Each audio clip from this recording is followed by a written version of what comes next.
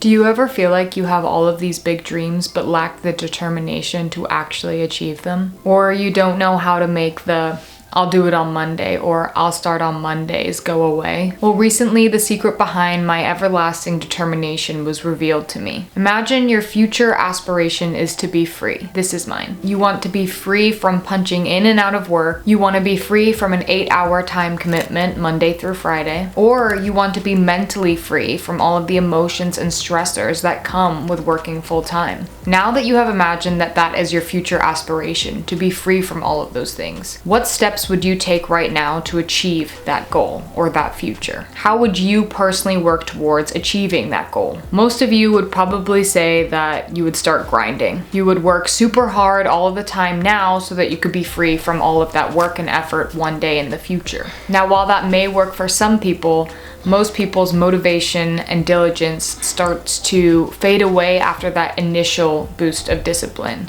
like mine. Eventually we get distracted by all of the happenings in life and push off the tasks that we know will get us one step closer to our dream. So what if I told you that the only true way to ensure you'll have freedom in the future is to actively try to expose yourself to the opposite of freedom now? This seems really counterintuitive, but like anything, in order to be free, at first, you must be unfree. The only way you'll stay truly dedicated to achieving your goal is to be reminded every day of what you're working to avoid. Humans are much more motivated by loss aversion than they are by gain. What I mean by this is humans would much rather avoid losing $1 than they would want to gain $1. If there was a 50-50 chance of you winning $5 or losing $5, most humans would not take this bet because they want to avoid losing their $5 that badly. For them, avoiding losing $5 is much more significant than potentially gaining $5. With this in mind, it is clear why you try to put yourself in a situation or environment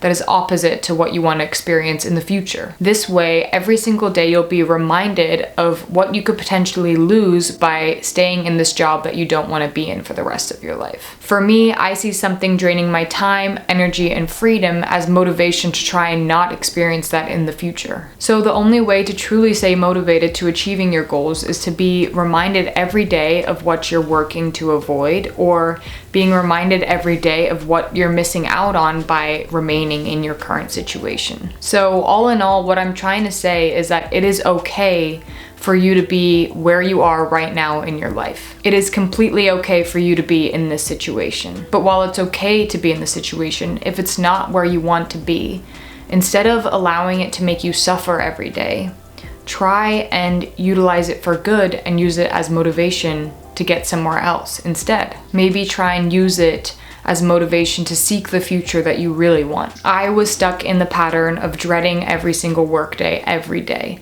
and I realized that this mentality was really not serving me, and therefore something really had to change and shift. And this technique truly shifted my perspective. It made me actually enjoy my 9-to-5 because I knew where it was taking me, and it also made me enjoy the journey of getting to the future destination and not just constantly longing for that future without enjoying the process. But I want to remind you guys that it's important to make sure you're still positively visualizing the future. In order to become a certain individual, you have to act like that individual in the present moment. So if you want to be a famous YouTuber one day, you have to act as though you are already a famous YouTuber currently. And so I don't want it to sound like I'm encouraging you guys to manifest the opposite of what you want. But for me, this situation only made my visualizations of the future even more crystal clear, because it was even clearer to me why I wanted to have that future instead of the reality I was living now. And with a more crystal clear visualization,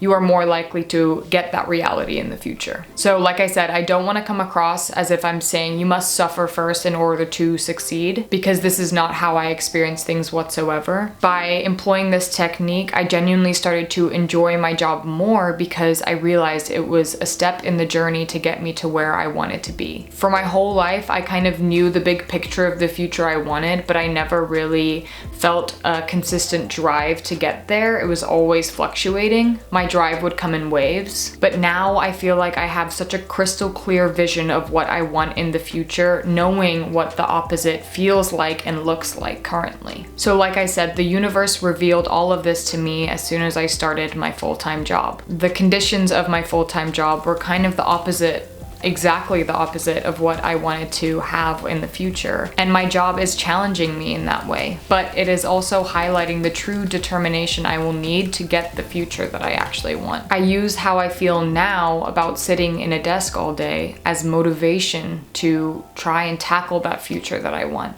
I use it as motivation to not experience that in the future. And I kind of have like this constant reminder of what I'm working to avoid in my life. But with this constant reminder, I'm able to take steps like filming, scripting, and editing and actually stay committed to these things. Every time I think, I really don't want to take 5 minutes to write this script, or I don't want to take 5 minutes to caption this Instagram video or reel, I think, yeah, but do you want to not clock in and out of work every day more than you don't want to take 5 minutes to write the script? And the answer to that question is always no. So I always end up writing the script or posting the video on YouTube, because I know that I would rather do that than experience this reality for the rest of my life. So there's a motivation equation that I heard recently, and it's basically like, if the pleasure of the future you desire is greater than the displeasure of an action you have to take currently to get there, you will take that action. So try and realize in your everyday actions that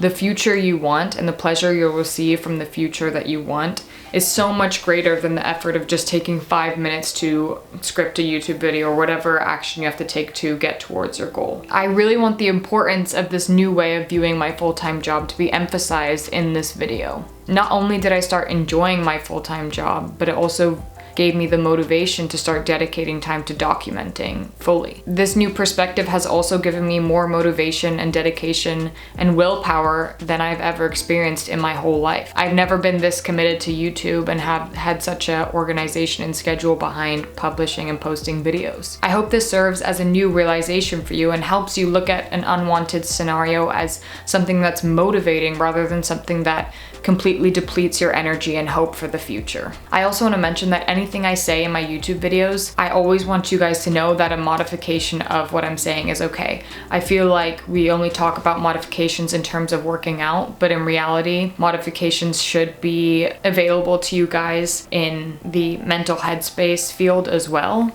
And that a modification is always okay as long as you're doing something that you can do and you're taking that step. That's all that matters. Anyways, I hope this helped you just as much as it helped me. So I'll catch you on the flippity flop. Peace.